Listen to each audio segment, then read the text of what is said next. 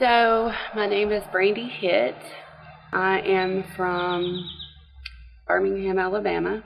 Growing up, I really wasn't in church. My, parents, didn't take me on a regular basis. We would go on special occasions, maybe like Easter or Mother's Day. I had family who were in the Church of Christ denomination, and I would, go to church with them sometimes at, when I was a young girl. And then obviously as I got older, I, really never thought about church until I was, a teenager and started feeling the effects and heaviness of life. My parents, they owned a business. They built that business in 1986, so I was usually just in that business all the time with them, and they missed a lot of out on a lot of things, like special events in my life. They would just, they were there when they could be, but a lot of times they would just pay someone to, take me to get my hair done for homecoming or pick out my dress or whatnot. So I kind of, felt a little bit deprived as a young girl in that area, just because the business took my parents' time away so much. I had my first son when I was 18 years old. I got pregnant in high school and found out just 6 months before graduation that I was going to be a mom at age 18. My son was actually born the day that my parents' divorce was finalized. The fact that they had such a huge business and lots of money involved, it was a very nasty divorce. But it was finalized on the day that I brought my son home from the hospital. Not even a year later, I guess my son was maybe 8 months old, and I started going out to clubs and parties. My mother was doing her thing, my dad was doing his thing, and I just did not want to be in the middle of it. So I actually lived alone by myself at 18 with my child.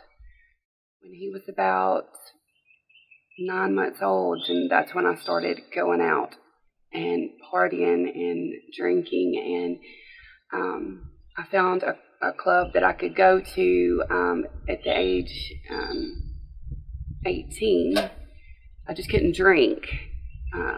So I went there all the time, and this is where I ran into my child that's in the clouds,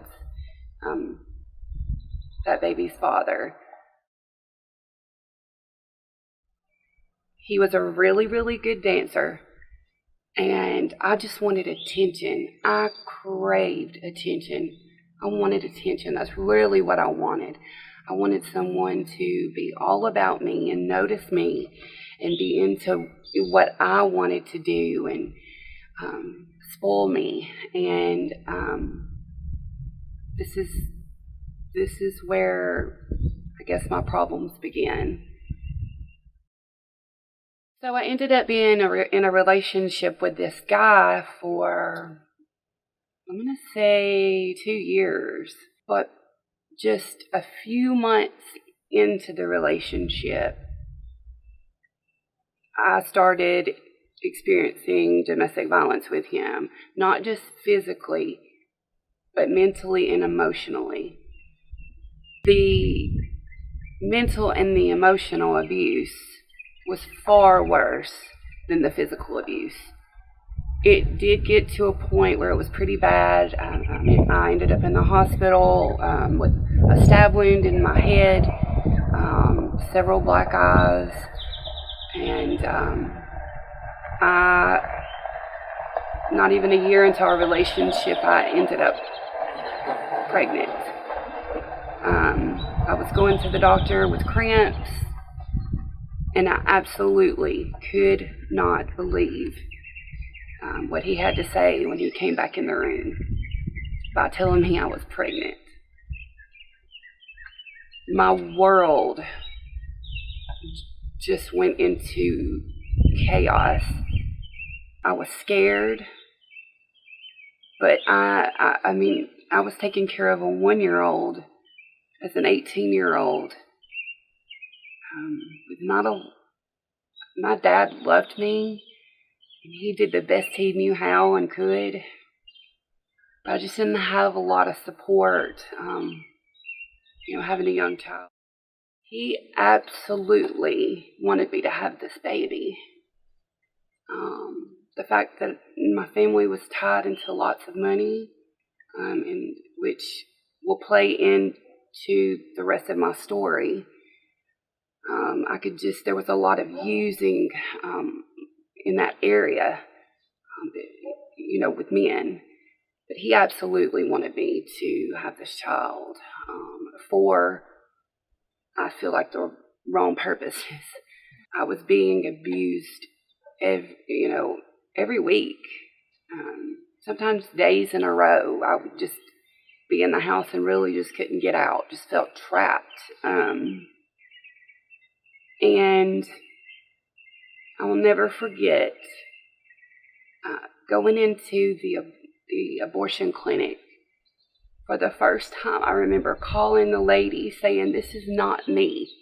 This is not what I want to do, man." She was very just cold, and like she heard that all day long, I was not even 2 weeks pregnant. And I just said, "I need to come in immediately." She told me there was an option to do it by pill. And I just remember walking in that clinic. It had just gotten bombed a week or two prior in Birmingham. And, they hadn't even cleaned it up. There was sheetrock and concrete all over the floor. When I walked in, it was just a disaster. It literally looks like someone had just bombed it before I walked in. There was a speaker right there, and I just pressed that speaker, and I just told the lady why I was there, and I remember having to go upstairs, like in an attic part, like in a upstairs part, and walking in, there was women lined against the wall with plastic tubs beside them with their shoes in it. I mean, just all around the walls. And I felt such heaviness.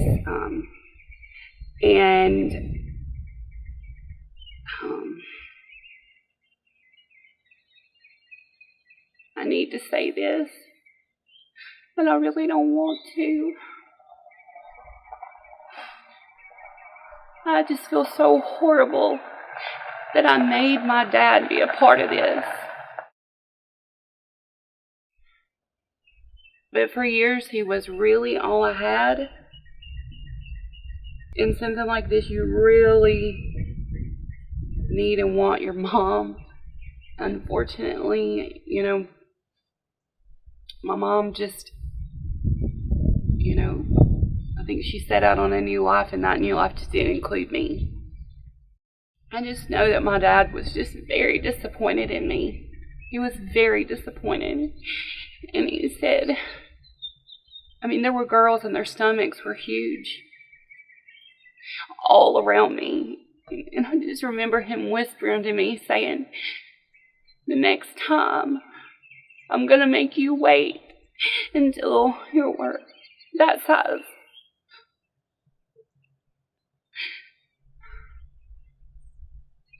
And I just remember thinking, God, I'll never do this again. I'll never do this again. I just felt that I just could not have this child because I felt that my family would have been so incredibly disappointed in me.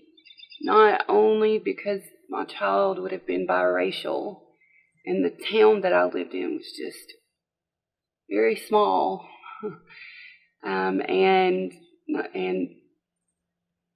that I would forever be stuck in that abuse, like in that relationship. I was more afraid, I think, of being stuck in a relationship with someone abusing me, because I pretty, I gave my dad a lot of trouble. So I pretty much, I was headstrong on something I wanted to do, I was going to do it. But definitely, I felt like everyone would just cut their ties with me and have nothing to do with me if I decided to have this child. So after my first abortion, basically I went home and I hid it from the guy, and I lost the baby in a bathroom all alone by myself on the floor. I was terrified. It was very traumatic, and it did something to my soul and my spirit. It really did. I kept asking God to forgive me. I was terrified. I knew of God, I just, not like I do now. But it did something to me. It really did. And in turn, that just, inside of me, that guilt and that shame never came out. And it's almost just like I had a cut on my finger or my arm. And that guilt and shame is the dirt that gets into that cut, and it just festers up. And it just exploded, really. It's the only way I really know how to describe it. And the pain of what I'd done then turned me more to turn to alcohol, and prescription medication came into play. And before I knew it, I was getting my second abortion, and my third, and my fourth, and my fifth. And the enemy kept telling me, you've already did it once, so why not do it again? God forgave you for that one, so why not do it again? You can't do this, Brandy. And it was almost like I was using it as a form of birth control. Because I had the money. That money was also something there that was just not, money can be used for evil just as well as we can use it for the glory and the kingdom of God. I began to have nightmares specifically about a little boy. Sometimes it was a little boy, and he was falling down a mountain, and he was hanging on to the side of the cliff, and I would reach down to get his hand.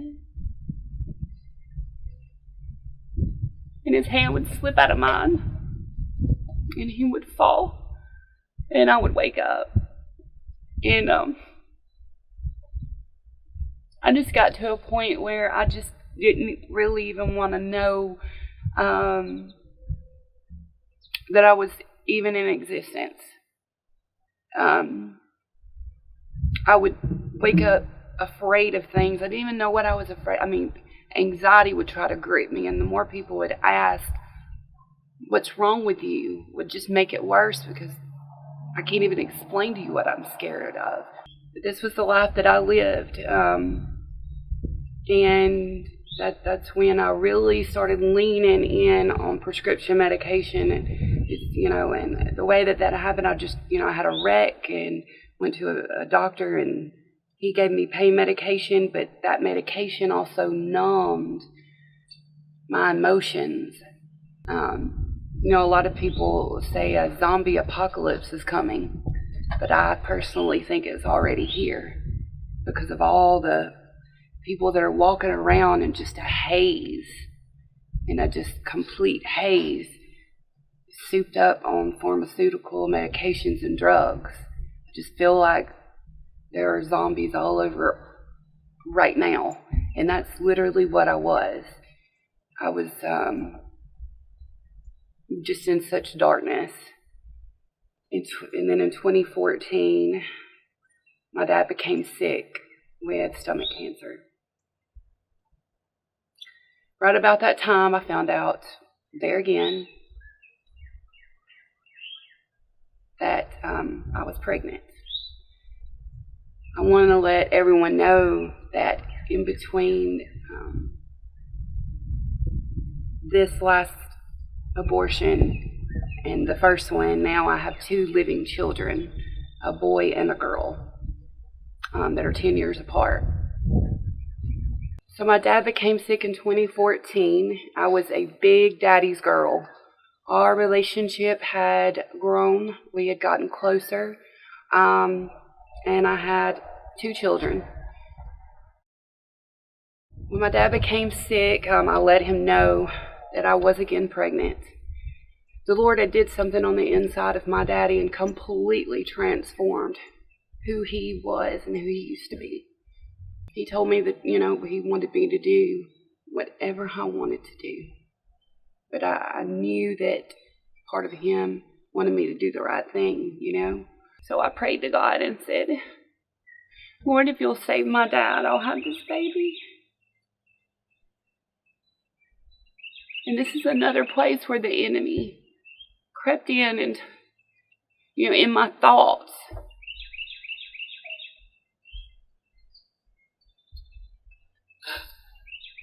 Sorry.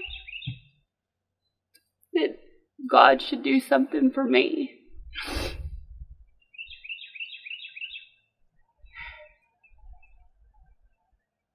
My dad ended up passing away. And so I decided, the enemy constantly, let me tell you something, by this time I was so souped up on drugs. Just to make an example, just quickly, during the day while I was awake, I would take 5 and 6 Ambien a day. So I'd walk around with my brain asleep, literally making choices. But when my dad passed away, I was so angry that God took my daddy.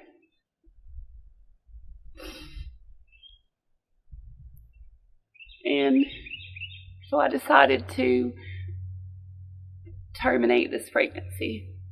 And this would be my last abortion and my most horrific abortion. Very horrific.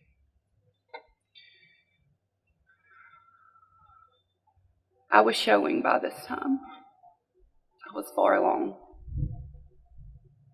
I didn't want any education on what they were doing. I didn't want any information. I didn't want to look at the ultrasound. I was so cold, numb, and angry. I was full of rage. It took them over an hour. Jesus, forgive me. To pull each and every part of that baby out of me. It was horrific. And it was a girl. I know this last baby was a girl. Because I could hear them say, I got the rest of her crushed up. Mind you, I'd never had a child vaginally. They were all C-sections. And so I had to push parts of my daughter out of me. There was blood everywhere. I lost lots and lots of blood. When I was able to sit up, they were holding my mouth closed because I was screaming so loud. A nurse stuck 2 shots in my hip that I could feel go straight to my heart. They were very cold. They just wanted me to shut up. The lady doctor, she was covered from blood from her neck to her shoes. There was blood on the floor. It was very, very horrific. And I just thought my drug addiction had gotten bad. This is where I entered into the realm of hell on earth. And started being demonically tortured. And I can just remember demons manifesting over my bed, more than one. I would wake up with bruises, scratches, and marks all over my feet and arms, sometimes in my inner thigh. It was very strange. I woke up with 3 black marks. I would be tortured in my sleep. I would wake up feeling like someone was strangling me. I would feel like there was a presence standing behind me 24/7 laughing at me, because I was such a prideful person that it almost felt like a form of witchcraft was on me. No question about it. It almost like specifically someone could, I don't know, but bathroom lights would flicker, doors would slam. One night I visually seen a demon in a black cloak sitting in my bed, and he was actually rubbing. He was actually the guy that I was with during this time. He was actually rubbing his belly and all the way down his genitalia. Yes. And he smiled at me and showed me his teeth and his fangs. And I remember jumping at him and screaming, "In the name of Jesus, leave." I don't know why. And then jumped up and almost hit me for waking him up. And I told him, I said, I seen it. And of course, he verbally, this is before my last abortion now. This happened right before. When I got up out of the bed, I was walking back into the living room, and I seen that same demon over my daughter's baby bed. No, my daughter wasn't in that baby bed. Okay. So that you may need to use that word. So right there, prophetically, I knew it didn't click then. I wasn't going to have my last baby. I had an abortion months later. Wow. Okay, so the way that the Lord got me out of this, losing my dad, I basically, the way I found freedom in Jesus, I, came into a very large inheritance. I was completely lost, broken, and I functioned on pain, narcotics, just souped up on narcotics every day. Basically what happened, I was scammed by, signing some paperwork. The enemy brought lots of people around in my life, and that he worked through other individuals. But I signed that paperwork and had realized that I'd signed a quitclaims deed to my entire inheritance, which left me homeless within 9 months. And I had to leave my children in the care of someone else. So I'd lost everything. Carless, clothless, homeless, and childless. I even lost the children that I had. And ended up in a hospital and found out I was pregnant again with my last child. And I seen the eyes of Jesus on my OBGYN. He looked directly into me, and it pierced. It pierced me right through my spirit and soul. And I just remember saying, God, if you see a way out of this mess that I've made of my life, I've had 6 abortions. I've lost everything. Everything was free and clear in my name. Everything was a house. Everything was gone. Like that. With one signature. If you see a way out, I'll take it. And I did. And I held on to that light inside of me for dear life.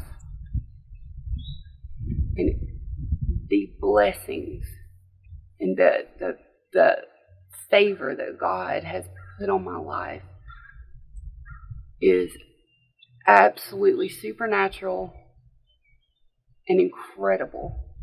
I can tell you for days and days the things that Jesus has done, and I just stay on my knees and cry out to Him, God, give me more. Take me deeper.